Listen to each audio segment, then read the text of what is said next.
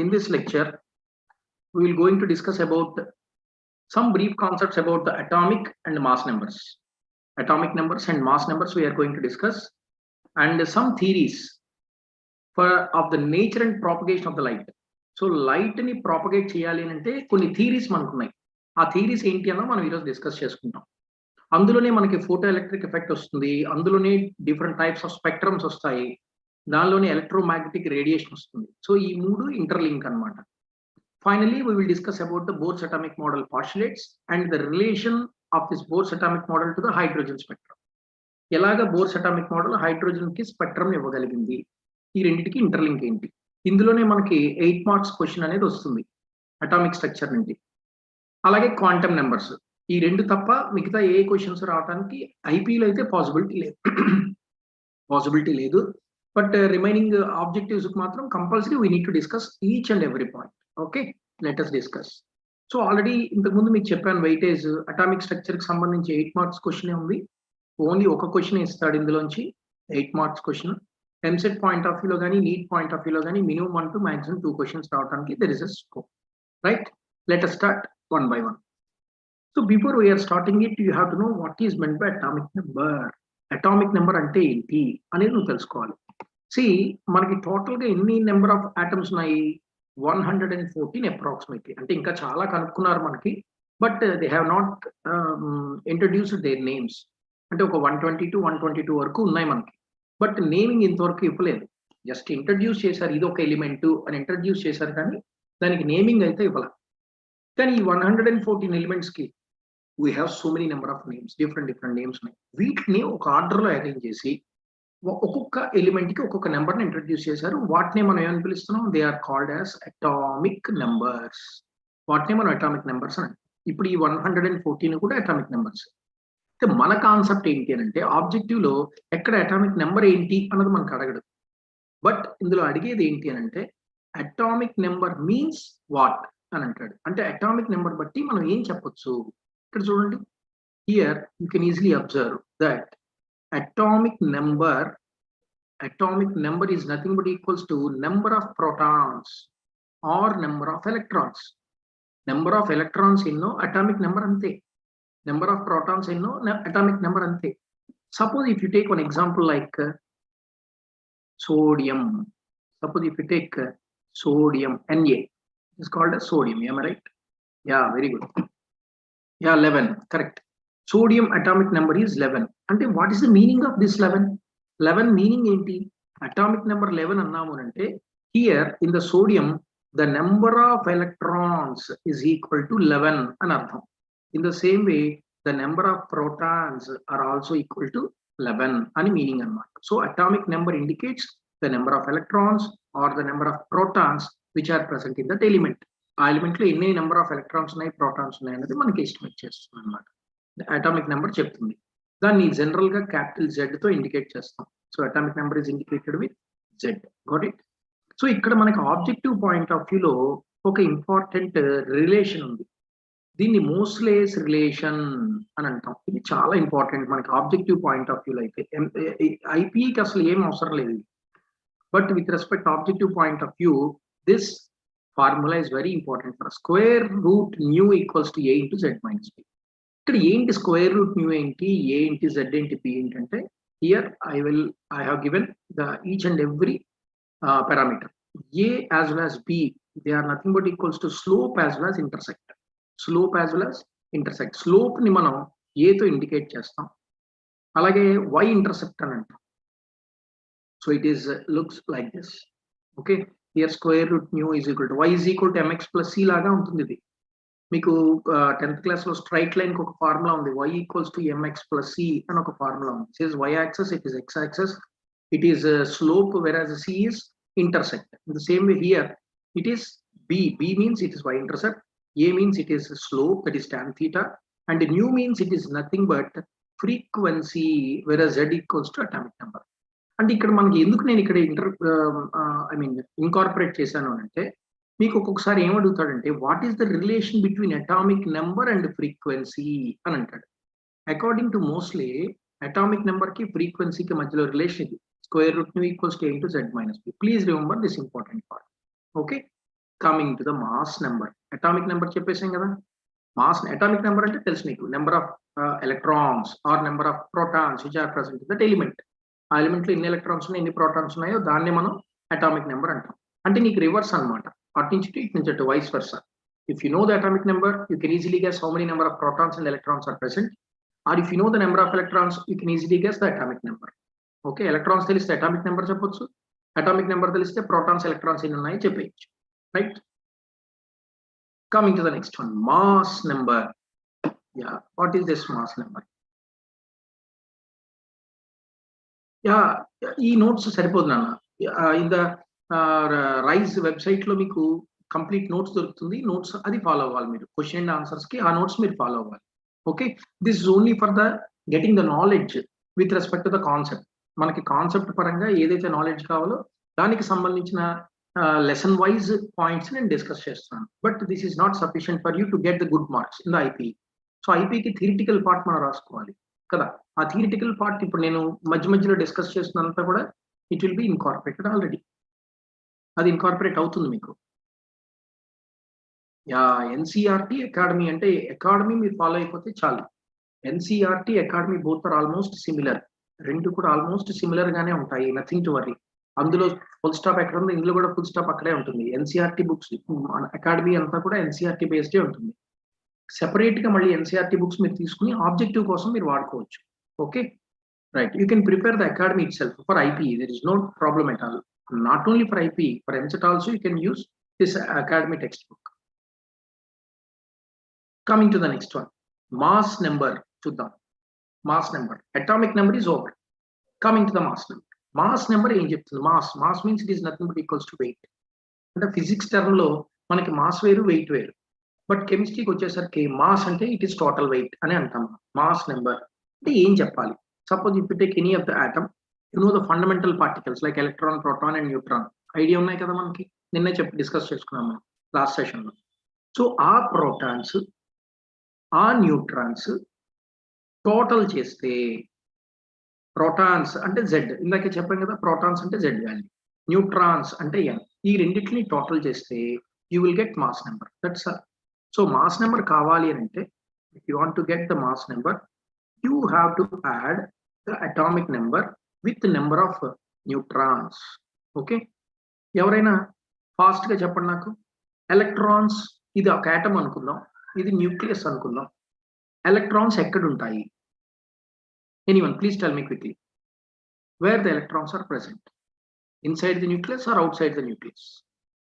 Yeah, in orbit means my question is inside the nucleus or outside the nucleus? That is my question. Very good. Outside the nucleus, the electrons are present. Very good, excellent. What about the protons and neutrons? What about the protons? First, please tell me, protons. Where the protons are present? Protons are present in the nucleus. What about the neutrons?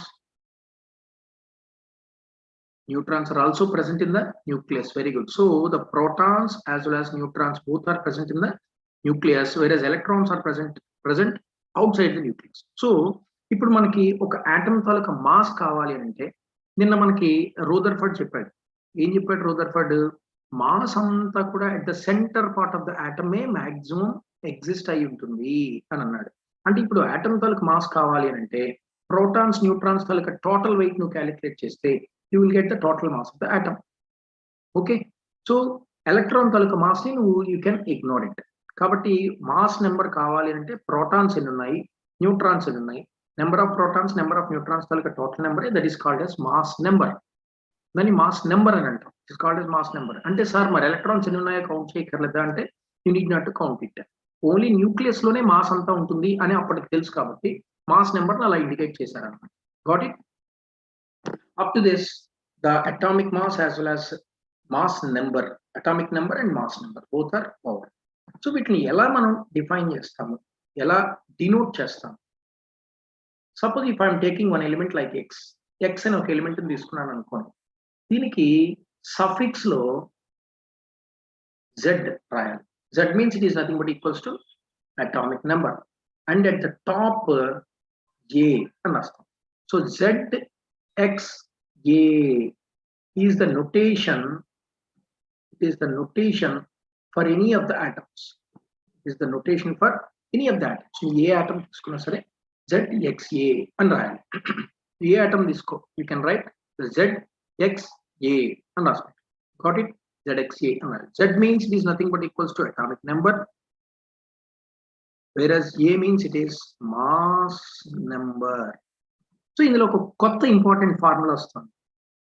Sir నాకు electron number తెలుసు, proton number తెలుసు. If I want to get the number of neutrons ఎలా find out చేయాలి sir చెప్తారా ఎవరైనా? చెప్పొచ్చు మీరు. అంటే 10th క్లాస్లో ఎక్కడైనా మనకు వస్తే you can easily tell me how can we find out the number of neutrons with the help of this formula ZXA బట్టి. లేదా ఇక్కడ చూడండి, ఈ ఫార్ములా చూడండి, you can easily find out number of protons is Z, number of neutrons is N, A means it is mass number. So నీకు number of neutrons కావాలంటే ఏం చేయాలి? This is A, this is Z. ఏం చేయాలి? Quick. Very good. Somebody has answered. Yes, mass number minus protons. Very good. Mass number indicates with A minus protons indicates Z. Very good. So if you want to get the number of neutrons, you can write the A minus Z value. A minus Z. అంటే ఏ న్యూక్లియైడ్ కైనా పైన ఎంత mass number ఉంది, కింద ఎంత atomic number ఉంది, ఆ రెండింటితో డిఫరెన్స్ చేస్తే you will get the number of neutrons వచ్చేస్తాయి. This is the concept how you want to how you can get the number of neutrons, how you can calculate the number of neutrons. So ఇప్పుడు నీకు ఏ element ఇచ్చినా electrons ఎన్ని ఉన్నాయో find out చేయగలం. Electrons ఎన్ని ఉంటే protons కూడా అన్నీ ఉంటాయి. సేమ్ నెంబర్ ఆఫ్ ప్రోటాన్స్ ఇక్కడ రాసాం మనం. Number of protons is equal to number of electrons, రెండు సిమిలర్ గానే ఉంటాయి అని మనకు తెలుసు. మాస్ నెంబర్ అంటే చెప్పాం, total number of protons and neutrons is called as mass number. మరి నెంబర్ ఆఫ్ న్యూట్రాన్స్ కావాలంటే ఏం చేయాలి? మాస్ నెంబర్ లోంచి అటామిక్ నెంబర్ ని మైనస్ చేయాలి. చేస్తే you will get the number of neutrons. That's got it. So అక్కడతో మనకి అటామిక్ నెంబర్, మాస్ నెంబర్ అనే కాన్సెప్ట్ ని కంప్లీట్ చేసుకున్నాము. Coming to the theories. దేనికోసం థియరీస్ ని ఇప్పుడు ఇంట్రడ్యూస్ చేస్తున్నాం మనం అంటే only to explain the nature as well as propagation of the light. Light propagate అవటం అంటే లైట్ వెళ్ళటం, ఇలా లైట్ మూవ్ అవుతుంది కదా, దాన్ని ప్రాపగేషన్ అంటే.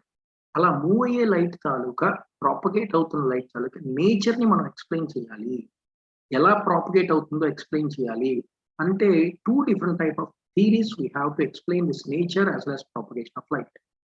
లైట్ ఇప్పుడు నువ్వు స్విచ్ ఆన్ చేసావు, లైట్ ఇలా మొత్తం రూమ్ అంతా కూడా స్ప్రెడ్ అవుతుంది, బ్రైటన్ అయింది లైట్. సో స్ప్రెడ్ అయ్యేటప్పుడు అందులో ఉండే లైట్ ఇలా మన దగ్గరికి రీచ్ అవుతుండేటప్పుడు ఎలా రీచ్ అవుతుంది, how it will gets propagates, దాని నేచర్ ఏంటి అనేది మనకు తెలియదు. యాక్చువల్గా తెలుసుకోవాలి అంటే you need to know these 2 important theories. One is wave theory of light, second one is corpuscular theory of light. There are 2 different type of theories we have. కొంతమంది scientist ఏం చెప్పారు, చాలా ఇంట్రెస్టింగ్ గా ఉంటుంది కాన్సెప్ట్, జాగ్రత్తగా వినండి. కొంతమంది scientist ఏం చెప్పారంటే నువ్వు లైట్ స్విచ్ ఆన్ చేయగానే మన దగ్గరికి రీచ్ అయ్యేటప్పుడు అది ఇలా వేవ్స్ లాగా మన దగ్గరికి వస్తుంది అని వేవ్ థియరీలో ఎక్స్ప్లెయిన్ చేశారు. కానీ కొంతమంది సైంటిస్ట్ ఏం చెప్పారంటే చిచి వేవ్ నేచర్ లో రాదు, నువ్వు స్విచ్ ఆన్ చేయగానే లైట్ ఇలా వచ్చేటప్పుడు చిన్న పార్టికల్స్ లాగా, పార్టికల్ అంటే పార్టికల్స్ ఇలా ట్రాన్స్ఫర్ అవుతాయి. అంటే మనకి చూడండి, లైక్ డస్ట్ పార్టికల్స్ ఎలా అయితే ఇలా ట్రావెల్ అవుతుంటాయో అలాగే లైట్ పార్టికల్స్ కూడా with particle nature they will propagates అని కొంతమంది ఎక్స్ప్లెయిన్ చేశారు. మళ్ళీ వాళ్ళిద్దరి మధ్యలో క్లాషెస్ వచ్చాయి. అది వేవ్ థియరీయా తెలియట్లేదు, అంటే వేవ్ నేచర్ లో ఉందో తెలియట్లేదు, పార్టికల్ నేచర్ లో ఉందో తెలియట్లేదు. దాని గురించి నెంబర్ ఆఫ్ రీసెర్చెస్ చేసి finally they have concluded that ఏమని కన్క్లూడ్ చేసుకున్నారు అనేది మనకి ఇప్పుడు ఇంపార్టెంట్. రిఫ్లెక్షన్, రిఫ్లెక్ట్ అయింది అనుకున్నాం కదా. ఇలా రిఫ్లెక్ట్ అయ్యేటప్పుడు లైట్ ఇలా వస్తున్నప్పుడు ఇటు నుంచి మళ్ళీ రిఫ్లెక్ట్ అయినా సరే అది ఎలా ఉంటుంది, అది వేవ్ గా ఉంటుంది అని కొంతమంది చెప్తే, నో వేవ్ గా ఉండదు, పార్టికల్స్ గా ఉంటుంది అని కొంతమంది చెప్పారు. మరి ఏది correct? What is the conclusion? Let me explain.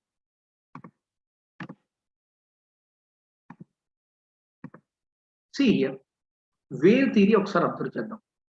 Wave theory of light లో మనకి ఏం చెప్తున్నారు వాళ్ళు అంటే 2 important scientists have been introduced to this theory. హైగన్ అనే ఒక సైంటిస్ట్, మాక్స్వెల్ అనే ఒక scientist. These two scientists have been concluded that ఎప్పుడైనా లైట్ ట్రావెల్ అయితే only it will be travels in the form of waves from a brighten object in all directions. అన్ని directions లో కూడా అది బ్రైటన్ ఆబ్జెక్ట్ నుంచి బయటికి ట్రావెల్ చేస్తుంటుంది only in the form of waves అని చెప్పాడు Huygens.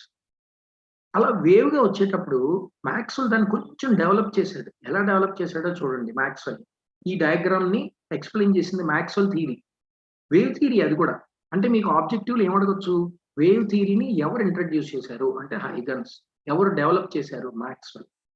Okay, so electrical and magnetic fields ఎప్పుడైతే లైట్ ట్రావెల్ చేస్తూ ఉంటుందో, లైట్ ఇలా వేవ్ రూపంలో ట్రావెల్ చేస్తూ ఉంటుందని అన్నాం కదా, అంటే ఒక్క వేవ్ రాదుట, 2 వేవ్స్ రావడానికి పాసిబిలిటీ ఉంటుంది అని మ్యాక్స్వెల్ చెప్పాడు. హైగన్ అలా చెప్పలే, జస్ట్ వేవ్ అని చెప్పాడు అంతే. బట్ మ్యాక్స్వెల్ ఏం చెప్పాడు, ఎలక్ట్రికల్ ఫీల్డ్ మ్యాగ్నెటిక్ ఫీల్డ్ రెండు డెవలప్ అవుతాయి by oscillating charged particles are perpendicular to each other and are perpendicular to the direction of propagation. ఎలా ఉంటాయి, ఒకదానికొకటి పర్పెండిక్యులర్ లా ఉంటాయి. See here, this is X axis, this is Y axis and it is Z axis. Okay, ఇది మన direction అనుకుందాం, అక్కడ ఉన్నదే నేను రాస్తున్నా, this is the direction. Okay, ఈ డైరెక్షన్ కి gonna see here, this is the arrow mark, this is the direction of propagation. Propagation తాలూకా డైరెక్షన్ అనమాట, it is called as propagation. Propagate అవటం అంటే ఏంటి, అలా మూవ్ అవటం, called as propagation of light. Light ఇలా propagate అవుతుంటే red colour తో ఒకటి కనిపిస్తుంది, బ్లూ కలర్ తో ఒకటి కనిపిస్తుంది. ఏంటిది, see here, this red color wave is nothing but equals to electric field and this blue color light is called as magnetic field. Red color light అనేది electric field అయితే blue colour light అనేది magnetic field అవుతుంది. But both electric field and magnetic fields are perpendicular to each other. Please remember this point. They are perpendicular to each other. Got it? ఒకదానికొకటి perpendicular లా ఉంటాయి. చూడండి, see here, this is in the top axis electric field, but it is in the bottom axis like this. So ఒకదానికొకటి ఎలా ఉన్నాయి, they are perpendicular to each other. ఇది electric field అనుకుంటే ఇది మ్యాగ్నెటిక్ ఫీల్డ్ అవుతుంది, ఇది డైరెక్షన్ అవుతుంది. ఈ డైరెక్షన్ లో ఒకటి ఇలా ఇలా ఇలా వస్తే ఇంకోటి స్నేక్ లాగా ఇలా వస్తుంది.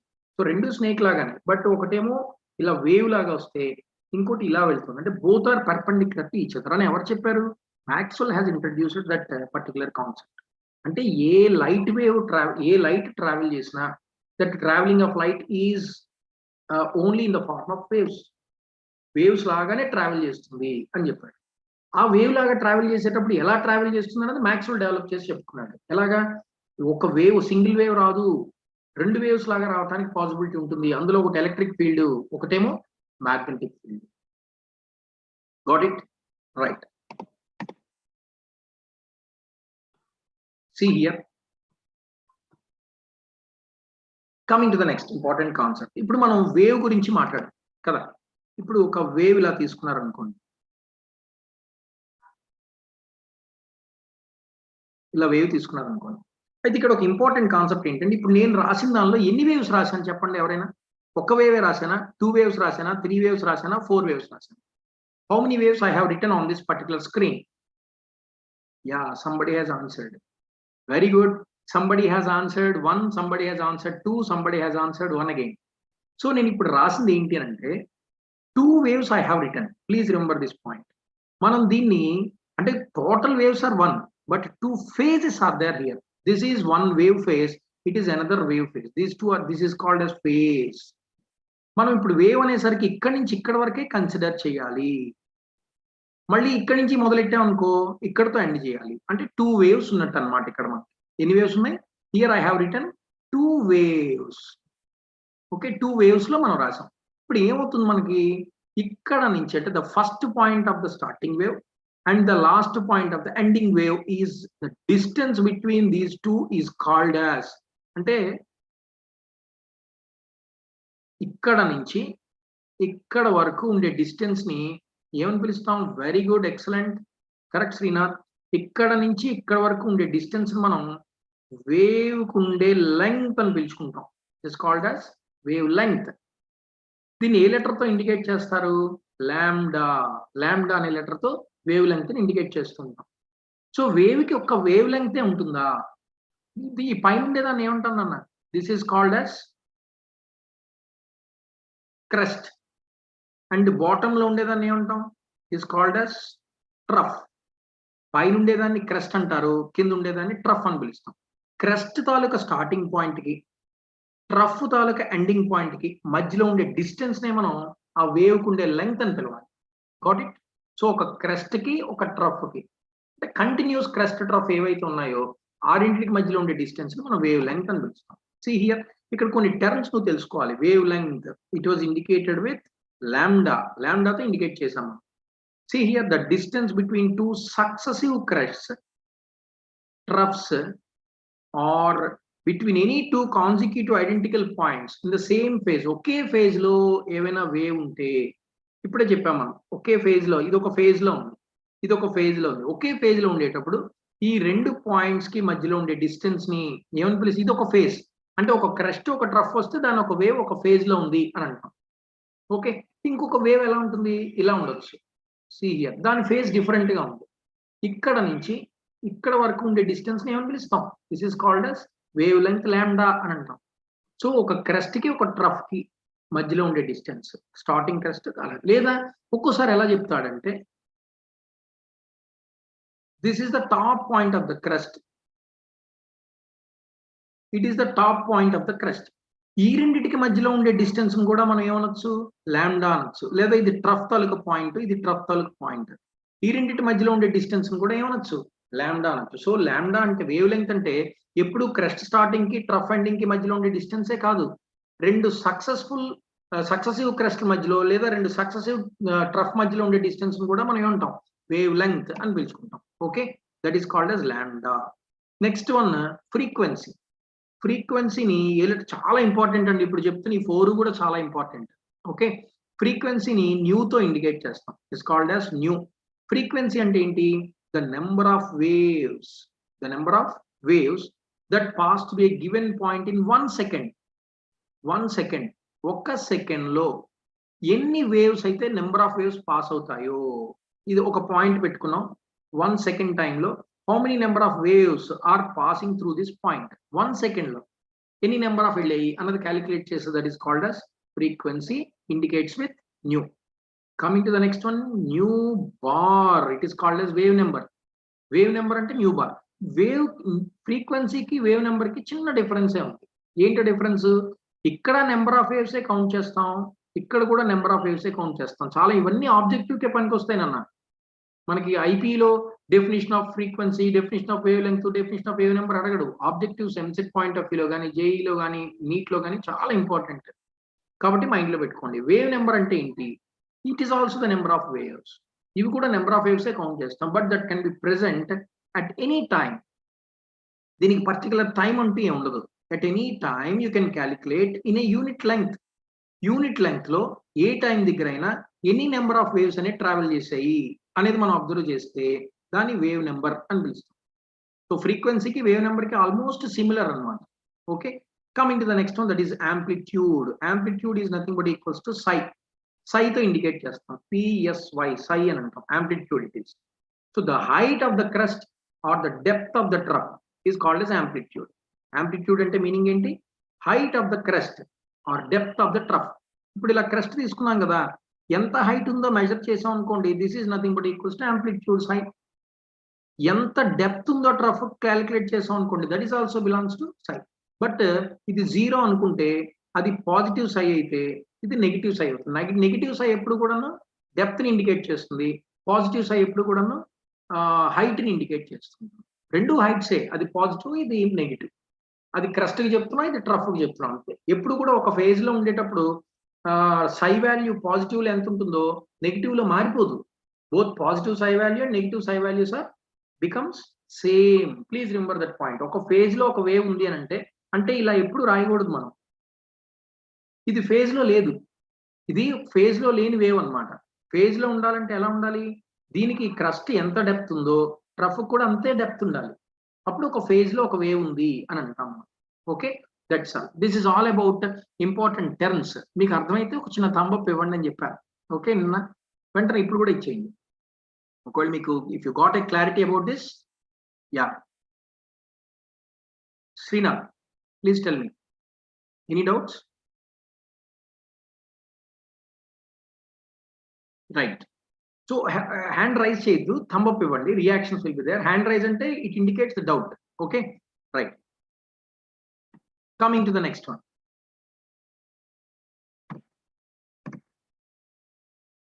సో ఇప్పుడు మనం ఏ థియరీలో ఉన్నాం? We are all in wave theory right now. అంటే లైట్ ఒక ప్లేస్ నుంచి ఇంకో ప్లేస్ ట్రావెల్ అవుతోంది అని అంటే అది వేవ్ నేచర్ లోనే ఉంది అని కదా మీనింగ్? Yes right, very. అది వేవ్ నేచర్ లోనే ఉంది అని మీనింగ్. అది కూడా ఎలక్ట్రిక్ ఫీల్డ్ డెవలప్ చేస్తుంది, మ్యాగ్నెటిక్ ఫీల్డ్ డెవలప్ చేస్తుంది. రెండింటిని డెవలప్ చేస్తే they are perpendicular to each other to the propagation of the wave, propagation of the light, right. So ఇప్పుడు వేవ్ థియరీ దేన్ని ఎక్స్ప్లెయిన్ చేసింది, దేన్ని ఫెయిల్ అయిపోయింది, ఎక్కడ ఫెయిల్ అయిపోయింది అన్నది మోస్ట్ ఇంపార్టెంట్.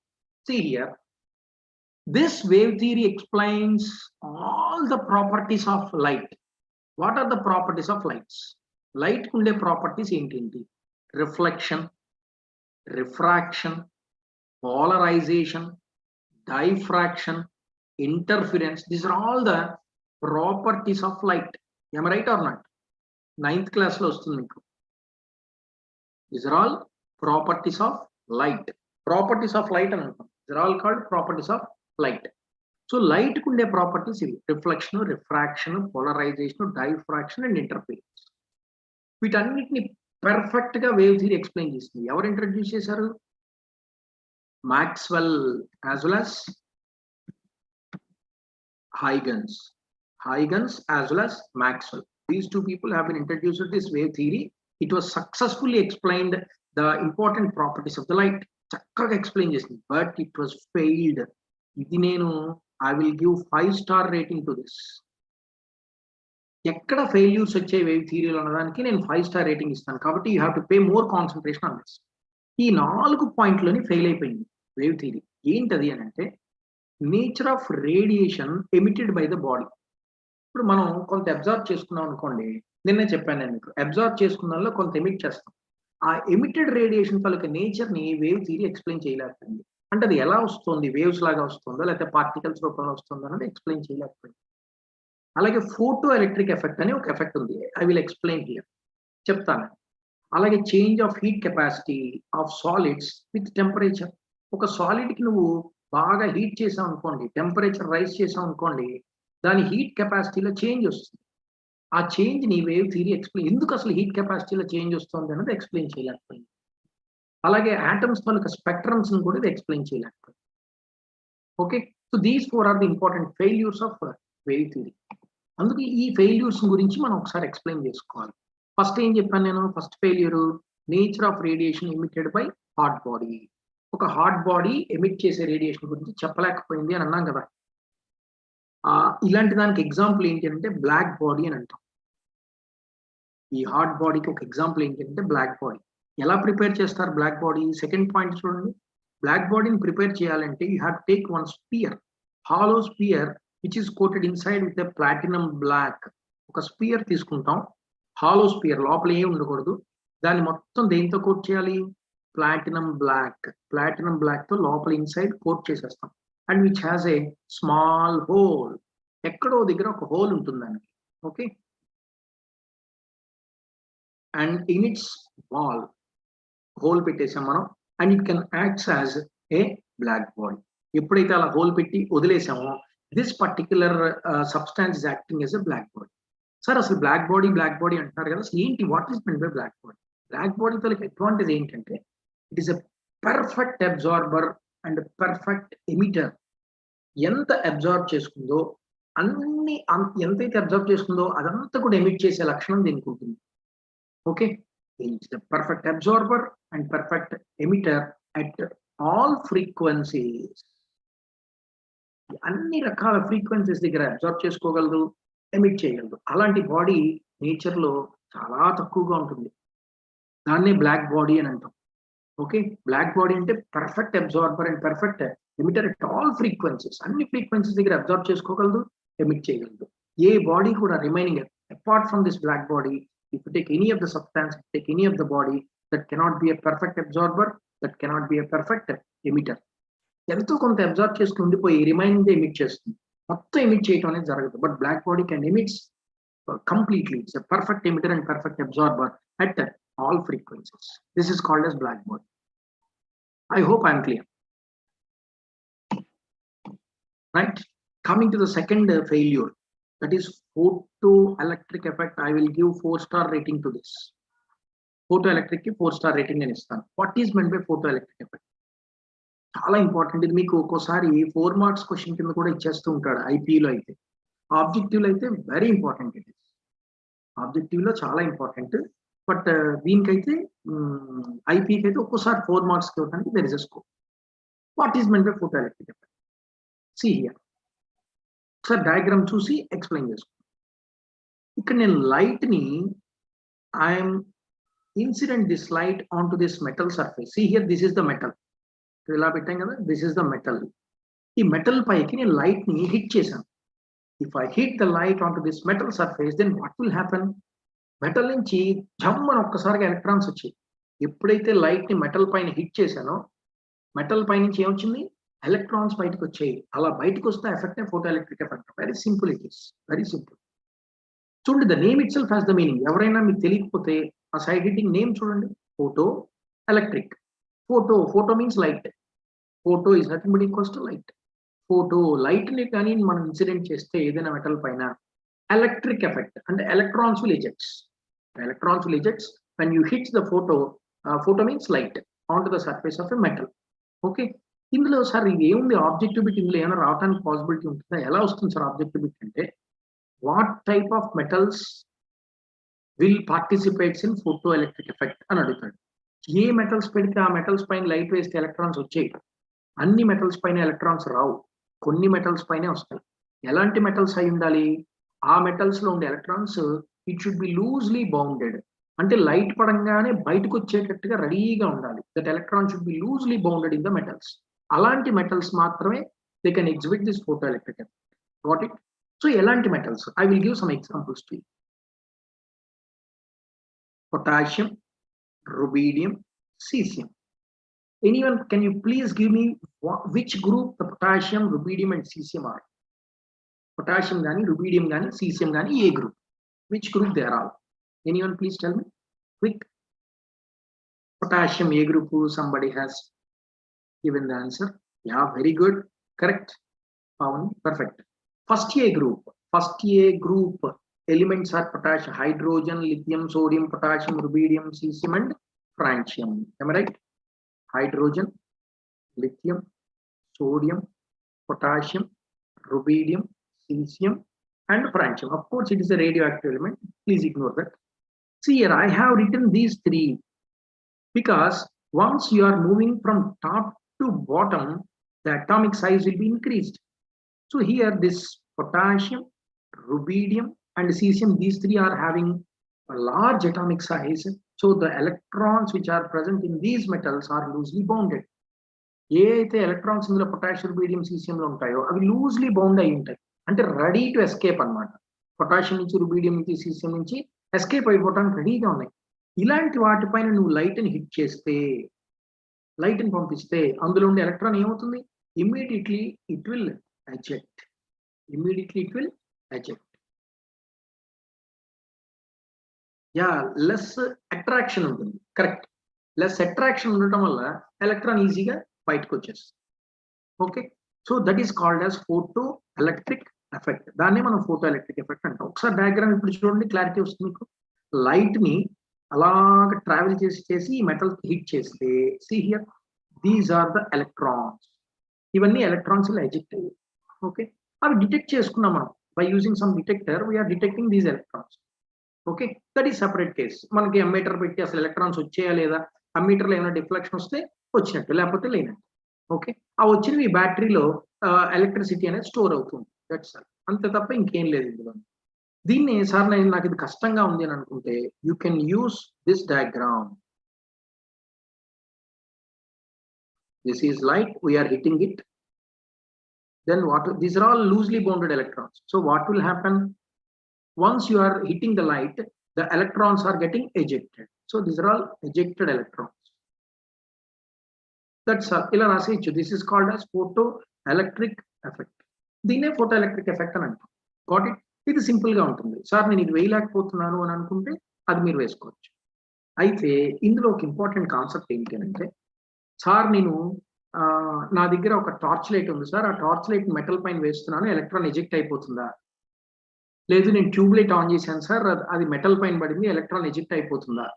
అవ్వదు. That light should have a minimum frequency to eject the electrons.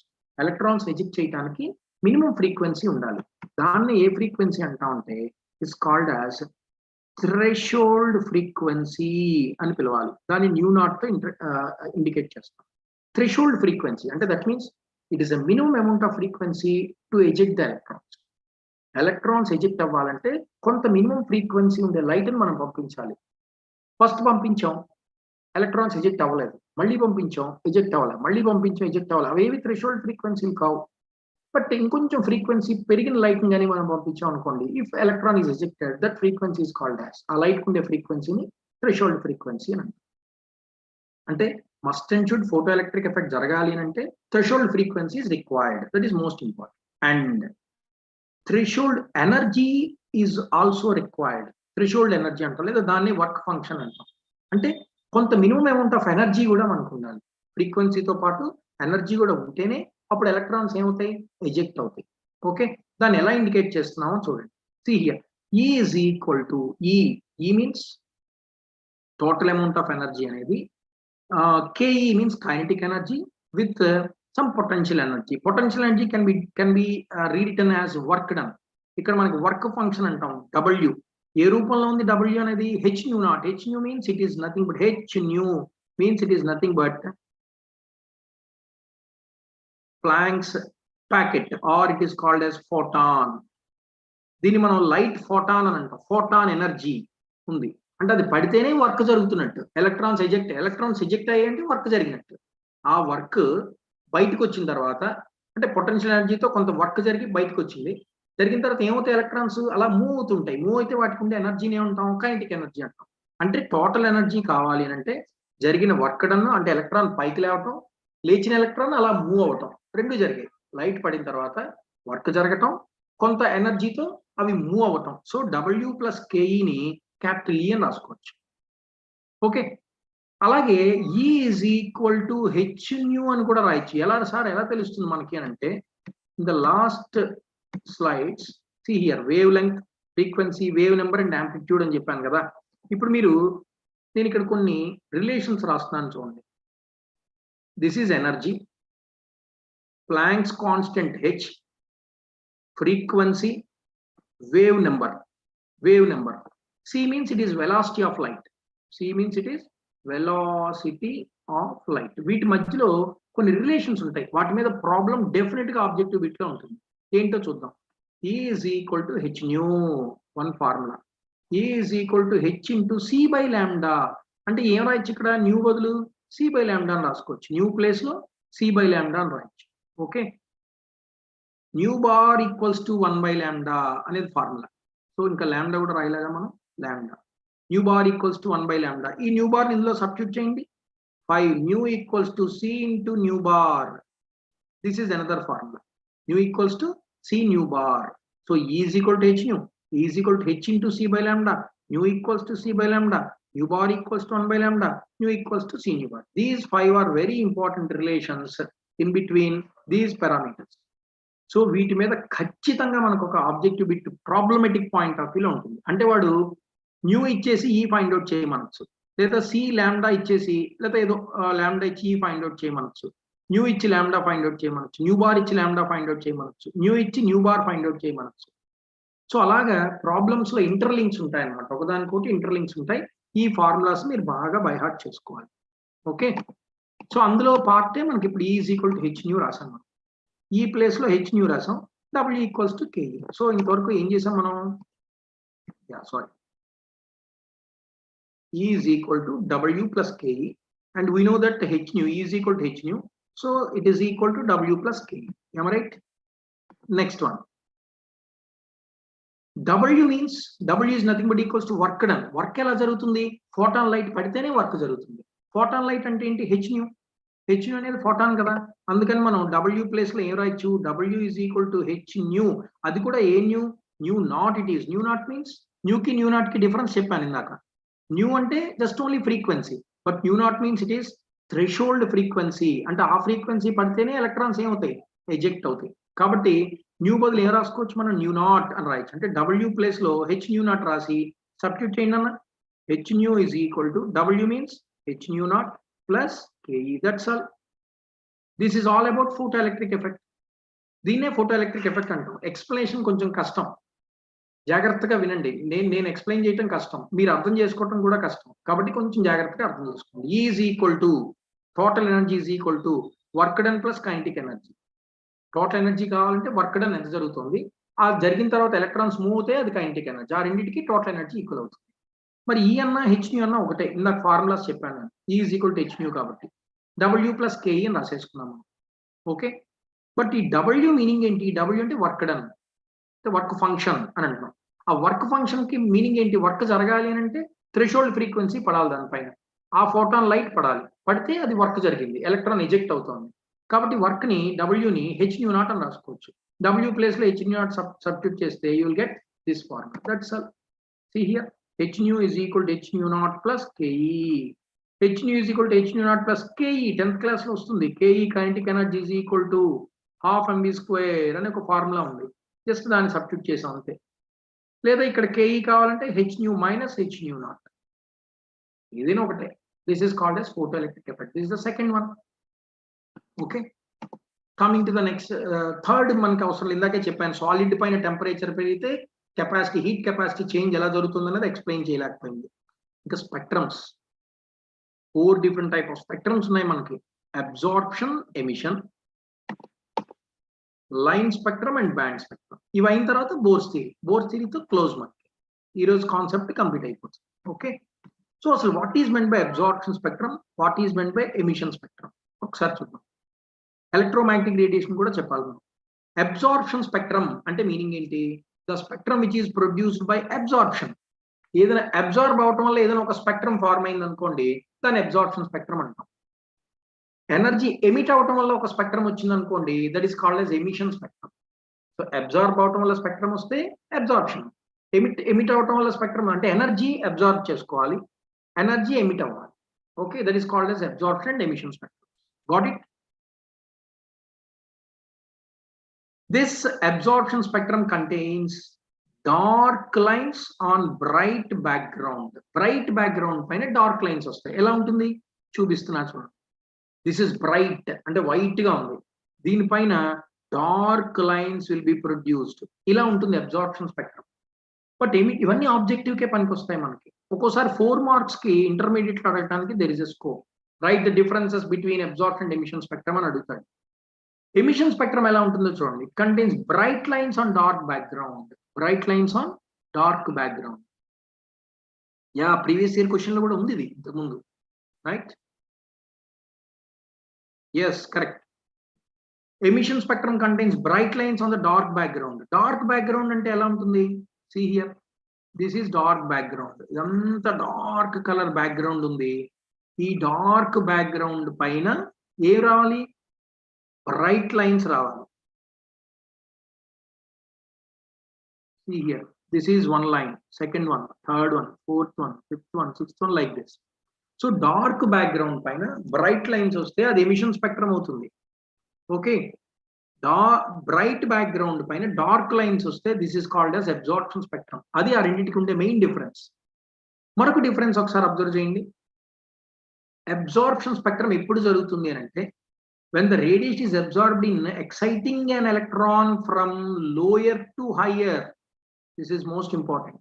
కింద నుండి ఎలక్ట్రాన్, కింద ఆర్బిట్ లో ఉండే ఎలక్ట్రాన్ పై ఆర్బిట్ లోకి జంప్ అయితే, lower to hire energy levels కి వెళ్తే అప్పుడు అబ్జార్ప్షన్ స్పెక్ట్రమ్ వస్తుంది బయటికి. అంతే కదా, ఎనర్జీని అబ్జార్బ్ చేసుకుంటేనే అది పైకి వెళ్ళగలదు. అది పైనుంచి కిందకి జంప్ అవుతుంది అనుకోండి, ఏమొస్తుంది, ఎమిషన్ స్పెక్ట్రమ్ వస్తుంది. See here, the emission spectrum is formed by the when an excited electron returns back to the ground state. పై నుంచి గ్రౌండ్ స్టేట్ జంప్ అయ్యేటప్పుడు ఎమిషన్ స్పెక్ట్రమ్ వస్తుంది, కింద నుంచి పైకి వెళ్ళేటప్పుడు అబ్జార్ప్షన్ స్పెక్ట్రమ్ వస్తుంది. Okay, It is discontinuous. It is also may be discontinuous. In sometimes it may be continuous, but in almost all the cases it is also discontinuous. అంటే electron తిరుగుతున్నంత చాలా important point ఇది. అక్కడ రదర్ఫర్డ్ fail అయ్యాడు. Electron తిరుగుతున్నంత సేపు energy loss అవ్వాలి, electron continuous గా energy loss అవుతుంటుంది, కాబట్టి వచ్చేది కంటిన్యూస్ స్పెక్ట్రమే అని అనుకున్నారు. కానీ ఎప్పుడు కంటిన్యూస్ స్పెక్ట్రమ్ రావట్ల, డిస్కంటిన్యూగా స్పెక్ట్రమ్ అనేది వస్తుంది. అంటే ఎనర్జీ అనేది ఒకసారి వెళ్ళి ఆగిపోయి మళ్ళీ వచ్చి మళ్ళీ ఆగిపోయి మళ్ళీ వచ్చి, అంటే the energy cannot be emits continuously. అందుకని ఇక్కడ స్పెక్ట్రమ్ అనేది డిస్కంటిన్యూస్ గానే కనిపిస్తుంది, ఇక్కడ కూడా డిస్కంటిన్యూస్ గానే. కంటిన్యూస్ స్పెక్ట్రమ్ చాలా తక్కువ ఉంటాయి. అంటే ఎలక్ట్రాన్ తిరుగుతోంది, రదర్ఫర్డ్ చెప్పాడు తిరుగుతోంది కాబట్టి ఎనర్జీ లాస్ అవ్వాలి అంటే, ప్లానటరీ మోడల్తో కాదు, జనరల్ గా చెప్తున్నా. ఎలక్ట్రాన్ ఎనర్జీ లాస్ అవ్వాలి, కంటిన్యూస్ గా లాస్ అయితే ఏ స్పెక్ట్రమ్ రావాలి? కంటిన్యూస్ స్పెక్ట్రమ్ రావాలి. కానీ కంటిన్యూస్ గా లేదు, డిస్కంటిన్యూస్ గా ఉంది. అందుకని ఫెయిల్ అయిపోయాడు అనమాట రదర్ఫర్డ్. చెప్పలేకపోయాడు, ఎక్స్ప్లెయిన్ చేయలేకపోయాడు. Okay, coming to the other important spectrums, that is line as well as band. Line spectrum and band spectrum. Line అంటే ఎలా ఉంటుంది? Sharp, distinct, well defined lines. 1 2 3 4 5. This is line spectrum. ఇలా ఉంటే line spectrum అంటాము. మరి band spectrum అంటే ఏంటి? Many closed lines will be produced. అంటే ఇక్కడ ఒక బ్యాండ్ ఉంటుంది, ఇక్కడ ఒక బ్యాండ్ ఉంటుంది, ఇక్కడ ఒక బ్యాండ్ ఉంటుంది, అలా అన్నమాట. So this is line, this is line, this is line, but the overall is band spectrum. దీన్ని బ్యాండ్ స్పెక్ట్రమ్ అని పిలుస్తాం. ఓకే, ఎలా వస్తుంది? ఓన్లీ ఆటమ్స్ ఇన్వాల్వ్ అయితేనే ఈ లైన్ స్పెక్ట్రమ్ ఫార్మ్ అవుతుంది. మరి బ్యాండ్ స్పెక్ట్రమ్ ఎప్పుడు వస్తుంది? మాలిక్యూల్స్ ఇన్వాల్వ్ అవ్వాలి. ఆటమ్స్ ఇన్వాల్వ్ అయితే లైన్, ఒకటే ఒక ఆటమ్ కాబట్టి లైన్ వస్తుంది. మరి group of atoms is called molecule కదా, కాబట్టి మాలిక్యులర్ స్పెక్ట్రమ్ ని బ్యాండ్ స్పెక్ట్రమ్ అని అంటాం. I think I'm clear, right? So line spectrum అనేది ఒక ఎలక్ట్రాన్ ట్రాన్సిట్ అయితే వస్తుంది ఆటమ్ లో. Transition of electron in an atom, ఆటమే. లైన్ స్పెక్ట్రమ్ అంతా కూడా ఆటమ్స్ తో రిలేట్ అయ్యినది. బట్ ఎలక్ట్రాన్ ట్రాన్సిషన్ అవటం వల్ల లైన్ స్పెక్ట్రమ్ వస్తుంది. కానీ ఆ ఆటమ్ అనేది వైబ్రేట్ అవటం వల్ల, లేదా ఆ ఆటమ్ అనేది రొటేట్ అవటం వల్ల, మాలిక్యూల్లో అనమాట, మాలిక్యూల్ ఆటమ్స్ ఉంటాయి కదా, ఆటమ్స్ వైబ్రేట్ అవుతుంది ఒక్కోసారి, లేదా ఆటమ్స్ రొటేట్ అవుతుంటే, అలాంటప్పుడు వచ్చే స్పెక్ట్రమ్ ని బ్యాండ్ స్పెక్ట్రమ్ అని అంటాం. ఓకే, ట్రాన్సిషన్ వల్ల వస్తే లైన్. ఆబ్జెక్టివ్స్ కి ఇవన్నీ important. Okay, and the line spectrum is given by inert gases. Inert gases ఏంటంటే helium, neon, argon, krypton, xenon and radon. ఇవన్నీ ఇనర్ట్ గ్యాసెస్. అలాగే some of the metal vapours and atomized non metals. ఆటమ్సే, non మెటల్సే but atoms. But ఇక్కడ మాత్రం molecular non metals, molecular non metals. అలాగే even by hot metals లేదా molecular non metals, ఇలాంటివన్నీ కూడా బ్యాండ్ స్పెక్ట్రమ్ ని ప్రొడ్యూస్ చేస్తాయి. Okay, coming to the last but one concept, what is that? Electromagnetic spectrum. ఇందాక చెప్పాం, ఎలక్ట్రిక్ ఫీల్డ్ ఉంటుంది, magnetic field ఉంటుంది, ఒక వేవ్ తీసుకుంటే. కాబట్టి ఈ రెండు కలిపేస్తే మనం ఎలక్ట్రోమాగ్నెటిక్ స్పెక్ట్రమ్ అని పిలుస్తాం. అంటే ఎలక్ట్రిక్ ఫీల్డ్, మ్యాగ్నెటిక్ ఫీల్డ్ రెండు ఉంటాయి. సో ఏంటి ఇక్కడ ఎలక్ట్రోమాగ్నెటిక్ స్పెక్ట్రమ్ ఎలా ఉంటుంది ఒకసారి అబ్జర్వ్ చేయండి. ఇక్కడ వేవ్ లెంగ్త్ ఎలా ఉంది అన్న? ఇక్కడ వేవ్ లెంగ్త్ ఎలా ఉంది? What about the lambda here and here? Here ఇక్కడ చెప్పండి ఎవరైనా. Here the wave length is very quick. Here the wavelength is very, wavelength అంటే distance. చెప్పాలి ఫాస్ట్ గా. Very good.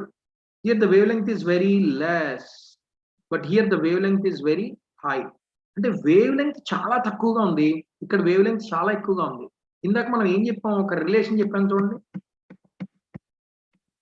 E is equal to, relation చెప్పాను. E is లాంబ్డాకి ఈకి relation చూడండి. E is equal to hc by lambda. Wavelength ఎక్కువగా ఉంటే what about the energy? They are inversely proportional to each other. Okay, energy lambda రెండు కూడా ఎలా ఉంటాయి? They are inversely proportional to each other. అంటే ఇక్కడ ఎప్పుడైతే లాంబ్డా తక్కువ ఉంటుందో what about the energy? Here gamma rays are having more amount of energy, but here if you take radio waves or microwaves, they are having high wavelength. High wavelength means energy is very less. Got it? So radio waves ila left to right vacham leda right to left vacham anukondi, these are all gamma rays, very most powerful rays. They are all, energy is very high, they are having very high energy. Star is bursted. Yes, gamma rays చాలా danger అని చెప్పాం కదా. నిన్న చెప్పాం మనం, gamma rays చాలా danger. Next X rays, ఇవి కూడా ఎప్పుడు పెడితే అప్పుడు బాడీలో పంపించకూడదు ఎక్స్రేస్ని. వీటికి ఎందుకు కారణం ఏంటంటే లాంబ్డా చాలా తక్కువ. లాంబ్డా లెస్ అంటే ఎనర్జీ ఎలా ఉంటుంది, ఎక్కువగా ఉంటుంది. నెక్స్ట్ వచ్చేది అల్ట్రావైలెట్, యూవీ రేస్, సన్ నుంచి వస్తాయి కదా అల్ట్రావైలెట్ రేస్. అల్ట్రావైలెట్ రేస్ కూడా చాలా డేంజర్ మనకి యాక్చువల్గా, because lambda is less. Once the lambda is less, energy is more. Next visible, ఇది సేఫెస్ట్, వెరీ సేఫెస్ట్, మన రేంజ్ అనమాట. విజిబుల్ లైట్ అనేది మన రేంజ్ లో ఉంటుంది. This is called as visible light. It is in our range, మనం చూడగలం visible light ని. తర్వాత ఇన్ఫ్రారెడ్, ఐఆర్ రేడియేషన్, మన టీవీ రిమోట్స్ కానీ అలాంటివి ఏమైనా, దే ఆర్ ఆల్ ఐఆర్. వాటిని ఐఆర్ అని అంటాం, ఇన్ఫ్రారెడ్ రేడియేషన్స్ అని అంటాం. Next microwaves and radio waves. Radio waves అంటే ఎక్కడో రేడియో, పాతకాలంలో ఎఫ్ఎం, ఫ్రీక్వెన్సీ మాడ్యులేషన్, ఎఫ్ఎం ఉండేది, రేడియో కదా, అవన్నీ రేడియో వేవ్స్ అనమాట. సో అక్కడ ఎక్కడి నుంచో వేవ్ రావాలి అని అంటే వేవ్ లెంగ్త్ చాలా ఎక్కువ, అంటే ఎనర్జీ వెరీ లెస్, చాలా వాటి వల్ల ఏ ప్రాబ్లం మనకు రాదు. రేడియో వేవ్స్ వల్ల there is no problem at all. But gamma radiations మాత్రం very danger, very powerful, because lambda is less but energy is more. Got it? దాన్ని మీకు ఇక్కడ మరొక డయాగ్రామెటికల్ రిప్రజెంటేషన్ లో ఇచ్చాం. విజిబుల్ రీజన్ ఎక్కడి నుంచి ఎక్కడ వరకు ఉంటుంది అని అడుగుతాడు. 400 to 700 నానోమీటర్స్ అని అంటాం. ఎన్ఎం అంటే nanometres. Okay, so here increasing frequency, ముందు దానికన్నా కొంచెం ఆపోజిట్ లో ఉంది ఇదంతా. అంటే ఇది ఒకటే, రెండు సిమిలరే బట్ ఆపోజిట్. ఇక్కడ రేడియో వేవ్స్ ఉన్నాయి, ముందు దానిలో లెఫ్ట్ సైడ్ పెట్టుకున్నాం రేడియో వేవ్స్. ఇక్కడ gamma radio, it is gamma rays, X rays, UV. It is visible, see here, it is visible, ఈ మధ్యలో visible, infrared, IR, microwave or radio waves, and finally long radio waves. So this is called as electromagnetic spectrum. ఇక్కడ వరకు waves గురించి complete చేస్తాం మనం. Okay, we have completed the waves. Coming to the particle nature ఎలా ఉంటుంది అంటే, light on చేస్తే light మన దగ్గరికి రావటం అనేది వేవ్లుగా ఉంటుంది అని అనుకున్నాం ఇంతకు ముందు కదా, చెప్పారు మనకి హైగన్, మాక్స్వెల్ చెప్పారు. కానీ ఇక్కడ న్యూటన్ ఏం చెప్పాడు అని అంటే, చిచి వేవ్స్ కాదు అసలు, లైట్ ఆన్ చేస్తే ఎప్పుడు వేవ్ లాగా రాదు, పార్టికల్స్ లాగా వస్తుంది అని చెప్పాడు. మనం క్రికెట్ లో బాల్ చూస్తాం చూడండి, మనకి రీక్యాప్చర్ చేసినా సరే మళ్ళీ ఒకసారి రీప్లే చేస్తే బాల్ ఇలా ఇలా ఇలా వెళ్ళటం చూపిస్తాడు. లైట్ కూడా అలాగే పార్టికల్స్ లాగా వెళ్తుంది అని చెప్పాడు ఎవరు, Newton. So corpuscular theory or particle theory, particle nature is explained by Newton. Please remember this point. కానీ పార్టికల్ నేచర్ సక్సెస్ అయింది, బట్ ఎంతవరకు, కొన్నాళ్లే. వేవ్ థియరీ వచ్చినంత వరకు పార్టికల్ నేచర్ సక్సెస్ అయింది. But once the wave theory is there, this entire particle theory it was ignored after wave theory. Wave theory వచ్చిన తర్వాత మొత్తం పోయింది పార్టికల్ థియరీ. అంటే ఫస్ట్ ఇదే అనమాట, పార్టికల్స్ రూపంలో ఉంటుందని చెప్పి వేవ్ థియరీ తర్వాత చేసుకున్నారు. That's all, it is called as particle theory.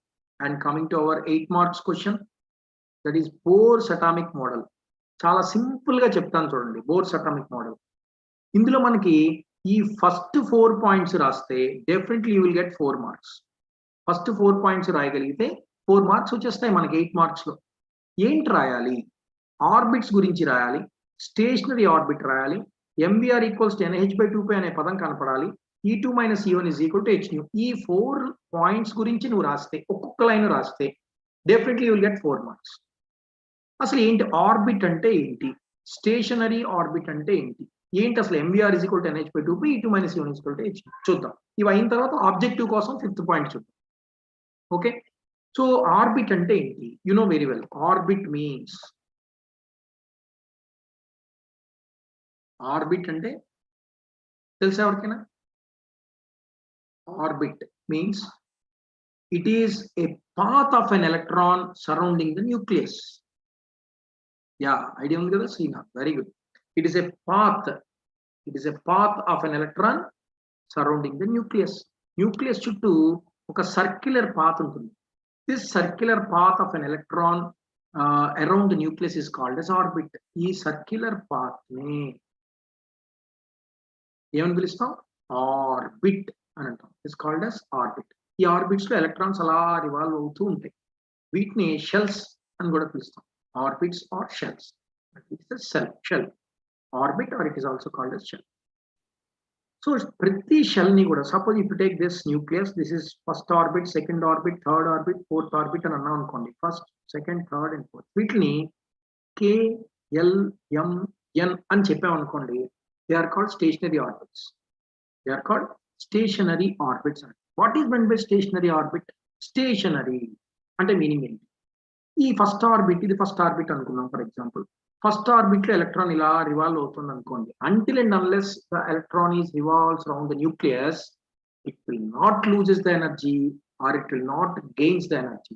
Electron loss అవటం కానీ ఎలక్ట్రాన్ గెయిన్ అవటం కానీ జరగదు. అలాంటి ఆర్బిట్ ని మనం స్టేషనరీ ఆర్బిట్ అనాలి. అది ఫస్ట్ ఆర్బిట్ అవ్వచ్చు, సెకండ్ ఆర్బిట్ అవ్వచ్చు, థర్డ్ ఆర్బిట్ అవ్వచ్చు, ఫోర్త్ ఆర్బిట్ అవ్వచ్చు, ఏదైనా అవ్వచ్చు. ఓకే, సో అలా జరిగితే ఆ ఆర్బిట్ ని స్టేషనరీ అంటే స్టేషనరీ ఆర్బిట్స్ లో ఎక్కడ కూడా electron cannot emits energy and cannot absorb the energy, cannot loses the energy, cannot gains the energy. Electron ఎనర్జీని తీసుకోవటం కానీ లాస్ అవటం కానీ ఎలక్ట్రాన్ జరగదు, ఆర్బిట్ జరగదు. ఆర్బిట్ కి అసలు ఎనర్జీ రాదు, ఆర్బిట్ ఎనర్జీని లాస్ అవుతుంది. అలాంటి ఆర్బిట్ ని మనం స్టేషనరీ ఆర్బిట్ అని అంటాం. These stationary orbits can be denoted by K, L, M, N, O and so on. ఇలా పిలుచుకుంటాం. దీన్ని ఆర్బిట్స్ ని 1, 2, 3, 4 అండ్ సో ఆన్ పిలుస్తాం. స్టేషనరీ ఆర్బిట్స్ ని KLMNO అని పిలుచుకుంటాం. Okay, this is the second point. Coming to the third one, MVR equals to NH by 2 pi. MVR is equal to NH by 2 pi. What is the meaning of MVR? This MVR means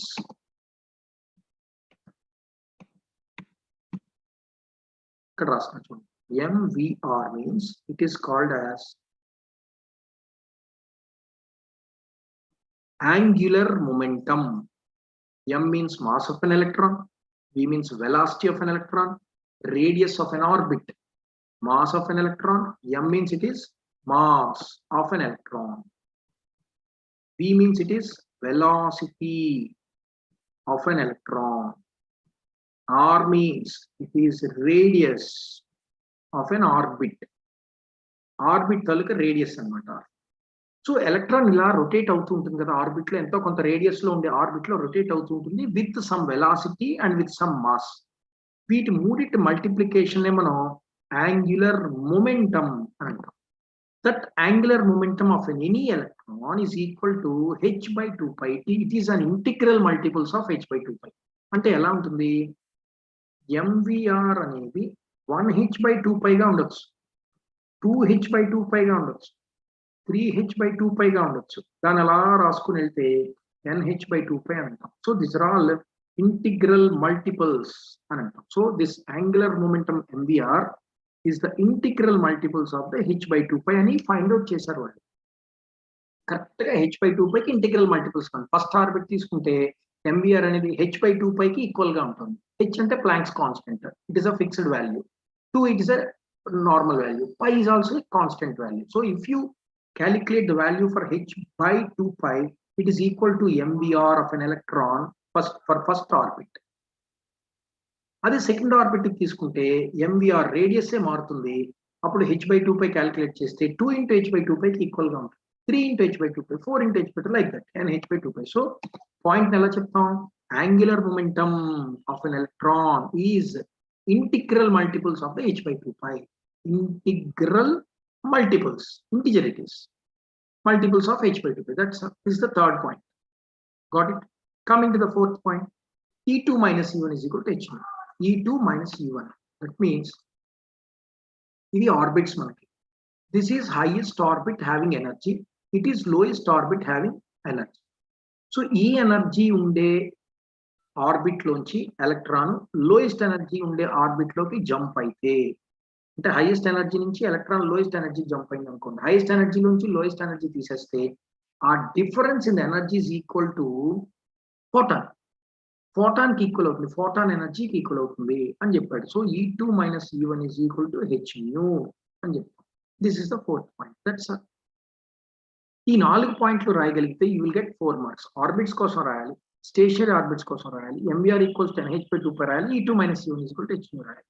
4 marks వచ్చేసి. Okay, then ఆ bores atomic model hydrogen spectrum కి ఎలా explain చేసిందో చెప్పేస్తే మరొక 4 marks వచ్చేస్తాయి. Okay, ఇక్కడతో మనం స్టాప్ చేద్దాం. ఈ హైడ్రోజన్ స్పెక్ట్రమ్ ఎక్స్ప్లెయిన్ చేసిన తర్వాత we will stop it.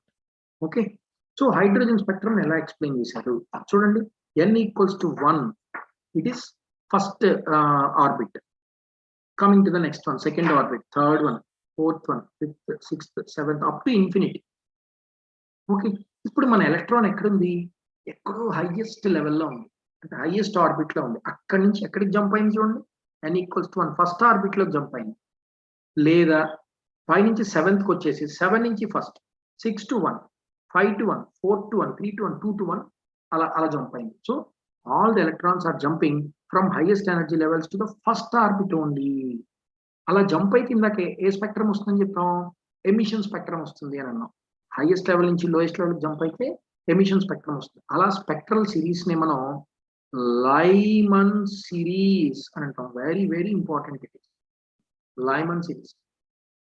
అలా కాకుండా 5 నుంచి సెకండ్ ఆర్బిట్ లోకి here it is second orbit లోకి జంప్ చేస్తే బామర్ సిరీస్ అని అంటాం. సైంటిస్టులు వీళ్ళందరూ సైంటిస్టులు. అది థర్డ్ ఆర్బిట్ లోకి జంప్ చేస్తే పాషన్ సిరీస్ అని అంటాం. ఫోర్త్ ఆర్బిట్ లోకి జంప్ చేస్తే బ్రాకెట్ సిరీస్ అని అంటాం. ఫిఫ్త్ ఆర్బిట్ లోకి జంప్ చేస్తే పీ సైలెంట్ ఫండ్ సిరీస్ అని అంటాం. Fund series. So there are 5 different type of series we can have. If the electron jumps from higher energy level to first orbit, Lyman series is formed. Higher energy level to second orbit, Balmer series is formed. Third orbit, Paschen. Fourth orbit, bracket. Fifth orbit, fund. That's all. Got it? అయితే ఇక్కడ ఒక important point ఏంటంటే, రేపు నాకు దీని answer ఎవరైనా ఇవ్వండి, లేదు ఇప్పుడు తెలిస్తే ఇప్పుడు చెప్పండి. వీళ్ళందరిలోని ఫస్ట్